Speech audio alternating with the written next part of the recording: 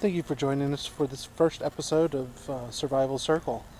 Today we're going to be talking about wild edibles. We'll kick it off with a bang here. What you're looking at right now is called shepherd's purse. It grows throughout the United States. Currently it's in bloom. This is right after Christmas in Texas. It's in bloom. It can bloom into December.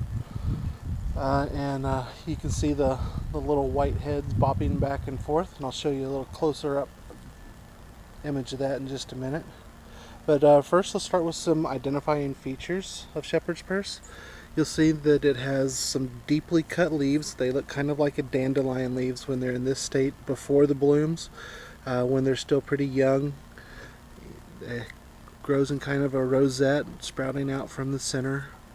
But this is what it looks like as a fairly young plant. These leaves, before it sprouts the bloom stalk, these leaves are young and tender, and they can be used as salad greens. They're a little bitter. After it starts blooming, then it gets even more bitter. So you'll probably want to, I would say heat it. Some people say boil it, but when you boil things, you lose a lot of the nutrients. So I would say heat it up and use it kind of as a pot herb rather than as a salad fixing. So that's what it looks like as a young plant. Then you move on to the current stage where most of them are now, and you have the taller in bloom. See, here's the white blossom at the top. Again, the leaves here kind of change once it turns into an older plant and the blooms develop. You see the leaves aren't as deeply cut anymore, and these are a little more bitter. These are the ones that you would cook before using. One of the distinguishing characteristics of this is the little heart-shaped seed pods that you can see on here. They're flat and heart-shaped, and they have kind of a peppery taste. So you can use those once they're dried out. I'd let these get a little older, kind of fully develop. But let them get a little older, then dry them out, and you can use it as seasoning or grind it up and have it as a type of peppery taste. It's not exactly like pepper. So that's shepherd's purse. Now, and you can see it grows pretty thickly here. This is actually in my backyard. Need to mow a little bit, but if you let it grow, then it does pretty good.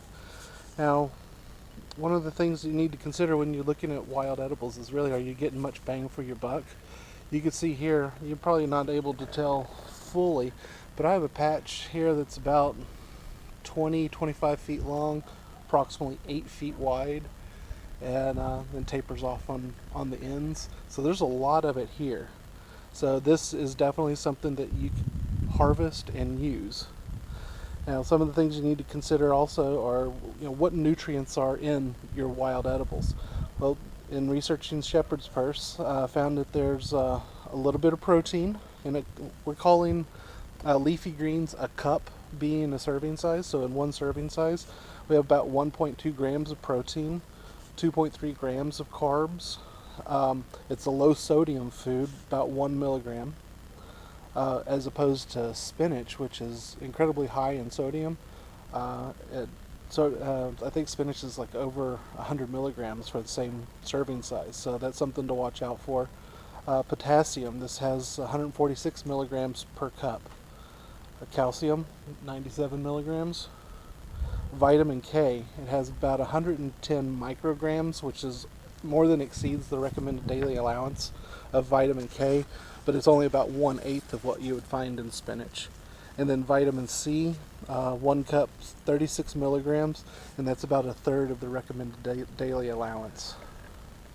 So it has some good nutrients in it, and it's definitely worth harvesting if you can find it. So I would say look out for shepherd's purse. It has a dandelion-like leaf until it sprouts, and then the leaves become elongated and rounded. So it's definitely something to watch out for. I appreciate you joining us on this episode of the Survival Circle. This is our first episode of Survival Circle, and we'll come back with more videos just as soon as we can. Thank you very much.